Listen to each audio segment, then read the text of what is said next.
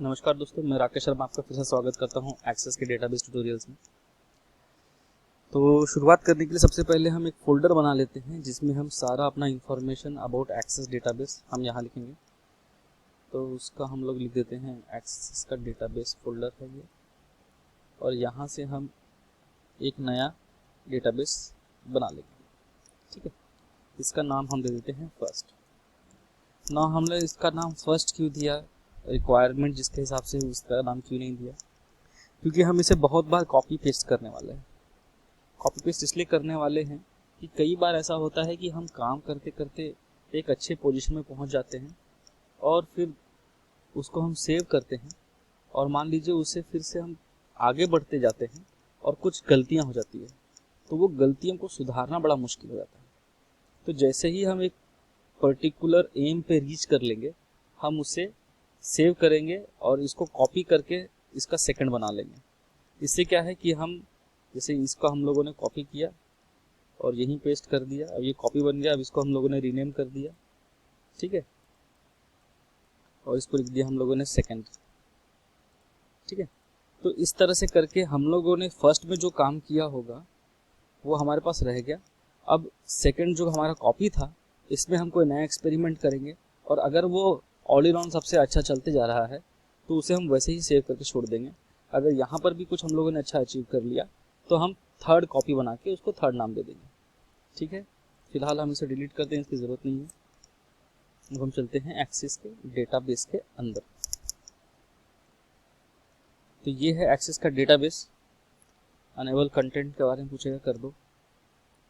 Product की loss है, no problem, शायद हो गया हो। अब सबसे पहले देखते हैं हम इसके फाइल के बारे में, और ये यहाँ पर इस विंडो में क्या क्या दिख रहा है। तो टॉप लेफ्ट में इसका लोगो है। यहाँ से आप सबको पता है सेव कर सकते हैं, अंडू और रीडू कर सकते हैं, जो कि बाद में आएगा जब हम कोई काम कर लेंगे उस पर। पहले हम फाइल में क्लिक करते हैं, देखते हैं क्या खुलता है। ये पूछ रहा है न्यू खोलना है, ओपन करना है कोई database, save as, close, account में क्या बता रहा है ये शायद आपका activation required, okay no problem. ये इन सारी चीज़ों को वो माइक्रोसॉफ्ट देता है एक प्रोडक्ट के अंदर, उसके बारे में इंफॉर्मेशन है। ऑप्शन, जनरलाइज ऑप्शन कुछ है, बहुत डीप है, हमें उसकी जानकारी देने की ज़रूरत नहीं। न्यू, ओपन, सेव एज कुछ नहीं करना है मुझे भी, मैं बैक कर लेता हूँ। इसमें एक और फॉर्मेशन आता है पहले से बना हुआ टेम्पलेट। ठीक है, तो हम लोग न्यू अगर कर लेते हैं तो देखिए यहाँ पर पहले से बना हुआ टेम्पलेट है।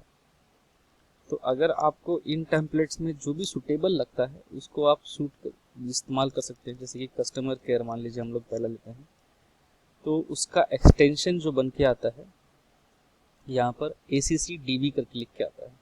ठीक है, ये है उसका, उसने एक व्यू दिया है कि इस तरह से वो बनेगा। मैं क्रिएट करके देख लेता हूँ क्या बोलता है ये, इसके अंदर कौन कौन से ऑप्शंस देने वाला है। और ये मैं आपको बोलूँगा कि कुछ टाइम पास करते देख ले, शायद आपका डेटाबेस यहीं से बन के निकल जाए, जो पहले से ही टेम्पलेट बना हुआ है, तो आपको सुविधा हो जाएगी। ठीक है, अदरवाइज मैं एक एक्सक्लूसिव डेटाबेस सिर्फ आपके लिए, जो आपकी रिक्वायरमेंट है उसके हिसाब से बनना है, वो बताने के लिए ये बनाएंगे हम लोग। शायद नेटवर्क स्लो चल रहा है, पर मैं इसको देख पा रहा हूँ। यहाँ पर आईडी है, टाइटल है, कस्टमर है, असाइंड टू लिखा हुआ है, प्रायोरिटीज़ है, स्टेटस है, कैटेगरी है, ड्यू डेट है। ये कुछ फॉर्मेट ऑलरेडी टेम्पलेट अच्छा सा बना हुआ है। तो क्या ये मुझे इस्तेमाल करने की ज़रूरत है, या इसी तरह का कोई चीज़ मुझे इस्तेमाल करने की ज़रूरत है? अगर वो हाँ में है, आप इसको बिल्कुल तुरंत इस्तेमाल करें।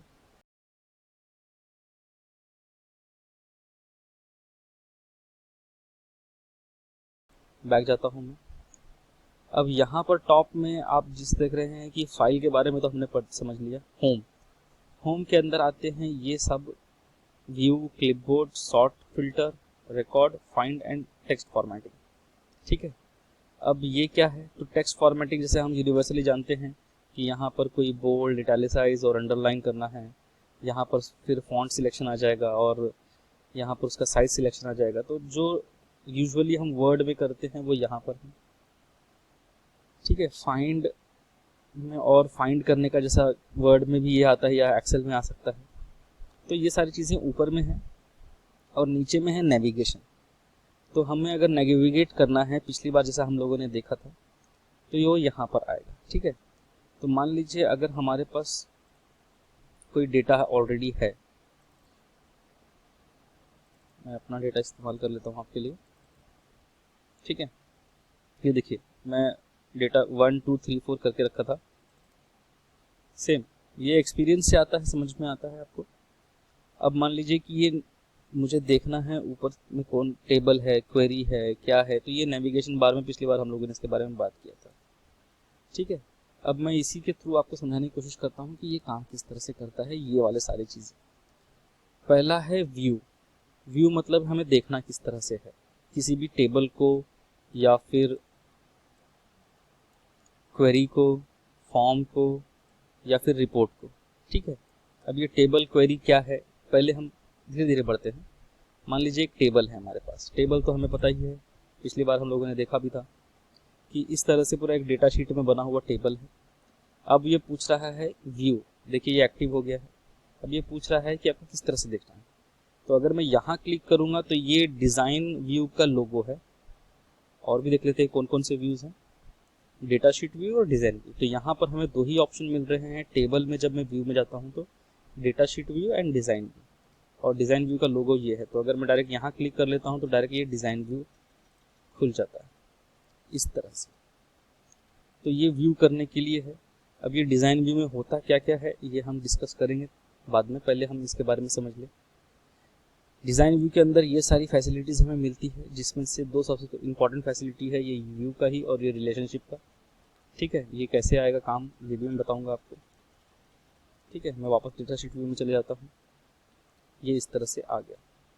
अगर मान लीजिए हम एक क्वेरी है, क्वेरी क्या होता है कि दो टेबल को जब हम ज्वाइन करते हैं किसी तीसरे टेबल बनाने के लिए, तो वो होता है क्वेरी। जैसे कि ये जो इसमें जो इन्फॉर्मेशन आप यहाँ पर देख रहे हैं, यहाँ पर में ये मैंने दो टेबल को ज्वाइन करके किया। कौन से दो टेबल, कैसे दिखेगा डिज़ाइन व्यू में।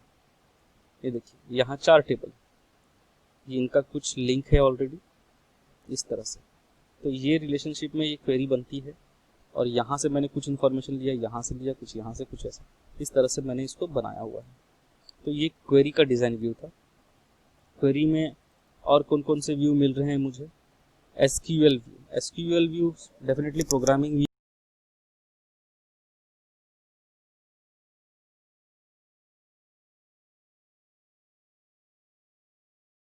ठीक है, ये हो गया। तीसरा है फॉर्म है।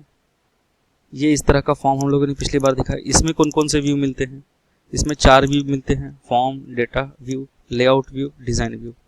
तो फॉर्म व्यू तो ये है, ठीक है। डेटा शीट व्यू कौन सा है इसका, ये है उसका डेटा शीट। लेआउट व्यू उसका ये है। इसमें क्या है कि हम कोई भी चीज़ को सिलेक्ट करके लेफ्ट राइट कम ज़्यादा ऊपर नीचे कर सकते हैं। देखो ये हो गया थोड़ा सा, तो ये हो गया। होम में जाए वापस, और डिज़ाइन व्यू, इसका डिज़ाइन व्यू इस तरीके से दिखता है।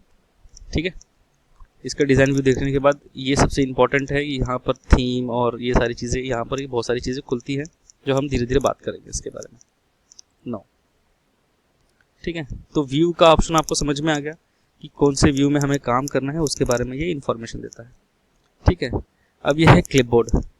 क्लिपबोर्ड ऑप्शन में क्या है कि कोई भी चीज़ हमें कॉपी पेस्ट ये करनी होती है तो वो उसमें बताता है। जैसे कि अब देखिए, जैसे मैंने इसको सिलेक्ट कर लेता हूँ, इसको कट करना है क्या, कॉपी करना है क्या, इसका कोई फॉर्मेट पेंटिंग करना है क्या। तो जैसे हम इसमें क्लिक करेंगे वो उसको बताएगा कि ये ऑप्शन उसको खुलता है या नहीं खुलता है। ठीक है, अगर ये कट हो गया है, कॉपी हो गया है, तो यहाँ पर पेस्ट का ऑप्शन खुल जाता है। कब खुलेगा, जब वो यहाँ में से कोई चीज़ एक्टिव हो जाएगी तो, है ना। पेस्ट, स्पेशल पेस्ट है कुछ। ठीक है, तो ये हो गया क्लिपबोर्ड का ऑप्शन। तीसरा सबसे इंपॉर्टेंट ऑप्शन है सॉर्ट एंड फिल्टर। ना सॉर्टिंग एंड फिल्टरिंग हम करते ही हैं हर बार। ठीक है, कोई भी चीज़ इसमें से, मतलब इस पूरे रो में से मुझे सिलेक्शन करना है। क्या सिलेक्शन करना है, आपको इक्वल टू कन्फर्मेटरी चाहिए तो ये क्लिक करता हूँ मैं, तो सिर्फ एक इक्वल टू कन्फर्मेटरी जहाँ पर भी होगा वो आ जाएगा। जैसे ही कुछ यहाँ सिलेक्शन हो जाता है टॉगल फिल्टर एक्टिवेट हो जाता है। ठीक है, इसको हम वापस बंद कर देंगे कि हमारा जहाँ पर था जैसा था वैसा वापस लेके आ जाओ। ठीक है, देखिए हमारा यहाँ सिलेक्शन है तो ये 1 2 3 4 के बारे में पूछ रहा है, ग्रेटर देन इक्वल टू। तो इस तरह से हम कन्फर्मेटरी आ गया। ठीक है, यहाँ सिलेक्शन करेंगे, इक्वल टू टेंडर आ गया, does not equal to tender आ गया। जहाँ भी टेंडर लिखा है वो बताओ मुझे, डज नॉट कंटेन, जहाँ टेंडर नहीं बस टेंडर को स्किप करो, बाकी जो भी लिखा है मुझको बताओ। ठीक है, तो ये कन्फर्मेटरी। तो इस तरह से वो फिल्टरेशन प्रोसेस करता है। इसको असेंडिंग डिसेंडिंग ऑर्डर में लगाना है, यहाँ पर देखिए हमेशा का है। असेंडिंग डिसेंडिंग अगर एक्टिवेट है तो रिमूव सॉर्ट कर दो। फिल्टर का बटन 1 2 3 4 फिल्टर करना है, कौन सा फिल्टर करना है, क्योंकि हमारा अभी कर्सर यहाँ पर है वो 1 2 3 4 ले रहा है। अगर हमारा यहाँ सिलेक्शन है, अब फिल्टर में देखता हूँ तो देखिए यहाँ से मैंने ऑफ कर दिया, कन्फर्मेटरी ऑफ कर दिया, टेंडर रह गया यहाँ पे, ओके कर देता हूँ, सिर्फ टेंडर आ गया। टॉगल फिल्टर में वापस चला गया, फिर से फिल्टर एक्टिवेट किया, यहाँ कुछ और वही equal, does not equal, begin with, content does not and with. ठीक है, तो ये सारी चीज़ें फिल्टरेशन प्रोसेस और सॉर्टिंग प्रोसेस का है। सिंपल है, वेरी इजी, जैसा हम लोग पहले भी पढ़ चुके होंगे वर्ड में और किसी और में। तीसरा है रिकॉर्ड फंक्शन। इसका ज़्यादातर इस्तेमाल नहीं होता है, इसमें कुछ रिफ्रेश है आइटम है। कभी कभी हमारा जब हम प्रोग्रामिंग कर लेते हैं या कोई नया चीज़ एक्टिवेट कर यहाँ पर बटन डाल देते हैं, कुछ करते हैं फॉर्म में, उसे रिफ्रेश करने की ज़रूरत हुई तो बाहर से रिफ्रेश कर सकते हैं। ठीक है, ये है वो बटन। न्यू, क्या न्यू है, एक न्यू आ गया टैब। क्या है, सेव, इसको सेव करना है, इस अब हम लोगों ने जो काम किया है उसमें। ठीक है, तो ये सारी चीज़ें हैं, ये ज़्यादातर काम नहीं आती हैं। इन मान लीजिए कि ये पूरे आइटम को टोटल करना है, ये देखिए टोटल का ऑप्शन आ गया। अब यहाँ पर आप एक फार्मूला लग चुका है, सम करना है मुझे, तो इन टोटल का सम आ गया। अब मैं यहाँ पर जितने भी मेरे डेटाबेस अंदर नीचे नीचे आते जाएंगे वो ऑटोमेटिक इसे सम करता जाएगा। ठीक है, तो अगर आपको इसकी रिक्वायरमेंट है तो ज़रूर करें। अगर आपको पता करना है कि मैंने एक महीने में या साल भर में इतने का टेंडर सिर्फ खरीदा है, टेंडर फी है ये, तो ये टोटल आपको यहाँ पर काम आएगा इस तरह से। इसके लिए मैंने इसे बंद कर दिया वापस। स्पेलिंग चेक है, ठीक है, यहाँ पर नहीं है, यहाँ पर है क्या। ठीक है, तो ये सारी चीज़ें यहाँ पर होती है। अब इसमें कोई आइटम, ये मोर आइटम में क्या आ गया है कि इसमें कुछ रो और कॉलम मुझे हाइड करना है, अनहाइड करना है, फ्रीज करना है। जैसे कि मान लीजिए मुझे ये हाइड कर देना है। ठीक है, तो मैं यहाँ पर चले जाऊँगा, हाइड कर दिया। अरे मुझे वापस लाना है, कहाँ से लाऊँ, वापस जाओ, अनहाइड करो। कौन सा है आइटम, ये आइटम, क्लोज करो। ठीक है, कोई और ऑप्शन कौन सा है इसमें, फ्रीज फील्ड। अब मान लीजिए मैंने ये 2-3 फील्ड को फ्रीज कर देना है ताकि मैं जब भी मूव करूं तो ये यहीं पर रहे, है ना। अब मूव कहाँ से करना है, ये नीचे आके देखिए इस तरफ से, ये हो गया फ्रीज फील्ड। तो इससे आपका इंफॉर्मेशन यहाँ पर पर्टिकुलरली सेव रहता है, आप कुछ भी काम लेफ्ट राइट कर सकते हैं।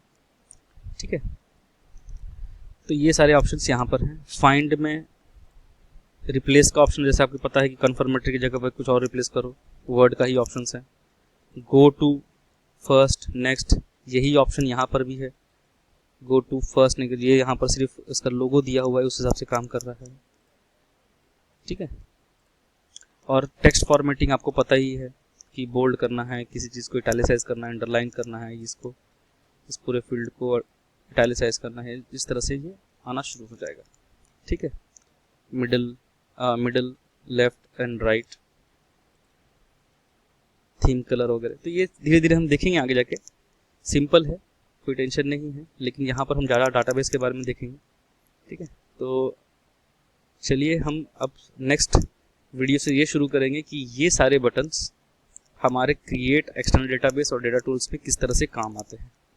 तो नेक्स्ट वीडियो में हम इसके बारे में पूरा सॉल्यूशन देखेंगे कि ये टेबल वगैरह कैसे क्रिएट कर सकते हैं। ओके।